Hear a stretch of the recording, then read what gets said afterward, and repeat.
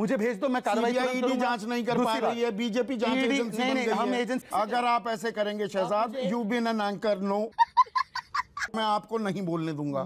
Mic down कीजिए शहजाद का, बिल्कुल माइक डाउन कीजिए। You testing my patience. ये धमकी है प्लीज।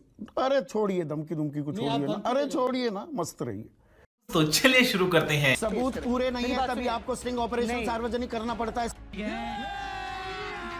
अभी मजा आएगा ना भिड़ो। स्टिंग ऑपरेशन भी कौन? एक आरोपी के पिता से कुछ कहलवा दिया गया, वो स्टिंग ऑपरेशन हो जाएगा तो क्या?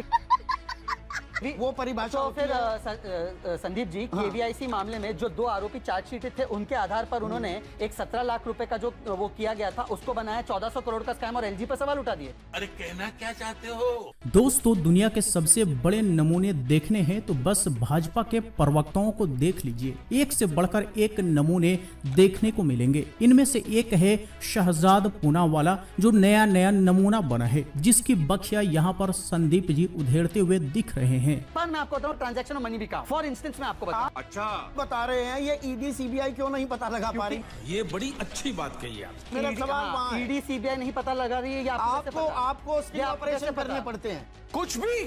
हाँ जी, सब कुछ भाजपाइयों को ही पता है। ईडी सीबीआई तो सिर्फ कठपुतली है, बिल्कुल कठपुतली ही है, तभी तो सिर्फ विपक्ष के नेताओं के पीछे है, नहीं तो भाजपा के करप्ट नेताओं के पीछे भी होती। स्टिंग कहीं पर भी हो रहा हो, मुझे भेज दो, मैं कार्रवाई करूंगा। ईडी जांच नहीं कर पा रही है, बीजेपी जांच एजेंसी बन गई है। एजेंसी नहीं बन रहे, कतई नहीं बन रहे। बिल्कुल, जो सीबीआई ईडी ना कर पाए वो बीजेपी कर पाए, इसीलिए तो इस समय को अनडिक्लेयर्ड इमरजेंसी भी कहा जा रहा है। संबित पात्रा ने बड़ा जोर लगाकर बोला 3000 करोड़ रुपए का कर्ज हो गया। दिल्ली सरकार, बिल्कुल। भारत सरकार पर कितना कर्ज है? ये फंस गया। मैं आपने अच्छी बात बोली है। तो संदीप जी जब पात्रा को कोट करते हैं तो शहजाद पूनावाला की कैसी बोलती बंद हो जाती है, ये देखने लायक है। मैं आपको बता दूं कि संबित पात्रा का बोलने का संदर्भ क्या था। मैं भारत सरकार पर कितना कर्ज है इस वक्त? यही नहीं, अभी और सुनिए। भारत सरकार जो है वो सारे स्टेट्स को भी पैसा देती है। दिल्ली भारत सरकार पैसा देती है। गुजरात सरकार पर कितना कर्ज है?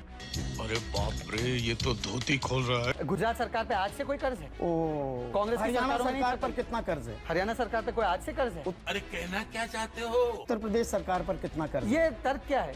तुमसे ना हो पाएगा। हाँ जी, तो इसे कहते हैं बोलती बंद कर देना। संदीप जी ने शहजाद पूनावाला की बोलती बंद कर दी। हलक सूख गए, जवाब नहीं तो सिर्फ बकलोली करता दिख रहा है। जवाबदेही से भागता ये बीजेपी का प्रवक्ता बेशर्मी के साथ तर्क की बात भी कर रहा है। 2014 में कितना कर्ज था भारत सरकार पर? संदीप चौधरी जी, समाज कितना हो गया? संदीप चौधरी जी प्लीज ऐसे मत कीजिए, जनता भी देख रही ना आपका शो। बिल्कुल देख रही है। खैर, संदीप जी भी कहाँ रुकने वाले थे। सेम सवाल फिर से पूछ लिया तो शहजाद पूनावाला हाथ पैर जोड़ने लग गया कि प्लीज ऐसे मत कीजिए, साफ साफ कह दो कि जवाब नहीं है, बात खत्म। पर ये भी नहीं कहेंगे और बकलोली भी करेंगे। नहीं, पर एक सेकंड, बहुत इंपॉर्टेंट इंटरवेंशन। संदीप जी, एक सेकंड, बहुत इंपॉर्टेंट है आपके जनता के लिए। साले का खोपड़ी तोड़। आप अगर ऐसे करेंगे नहीं, अगर आप ऐसे करेंगे Shahzad, you been an anchor, no please. वाह क्या सीन है। नो, मैं 5 मिनट तक स्टॉल कर दूंगा यहाँ पर और मैं आपको बोलने नहीं दूंगा। वाह क्या सीन है। ऐसे नहीं, बिल्कुल ऐसे है। तो पूनावाला की इन्हीं बकवास की वजह से अंत में संदीप जी सॉरी कह देते हैं, यानी बोलने से रोक देते हैं। जाहिर है इस तरह की बकवास कोई कितनी देर तक सुनेगा। सारे गोदी एंकर की तरह संदीप जी को भी समझ बैठा था यह बीजेपी का प्रवक्ता, जिस पर संदीप जी ने इसकी जमकर क्लास लगा दी। नहीं, माइक डाउन कीजिए शहजाद का, बिल्कुल माइक डाउन कीजिए। देखिए Shahzad, you are testing my patience. ये बड़ी अच्छी बात कही आप।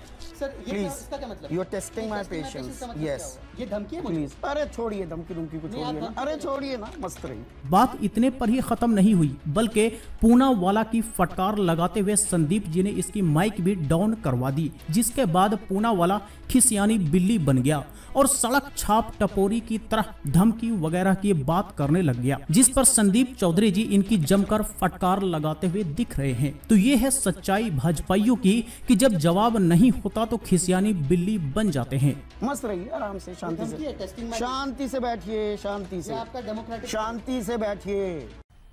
मजा आया, और मैं ये जो मजा है हिंदुस्तान के हर व्यक्ति को देना चाहता हूं।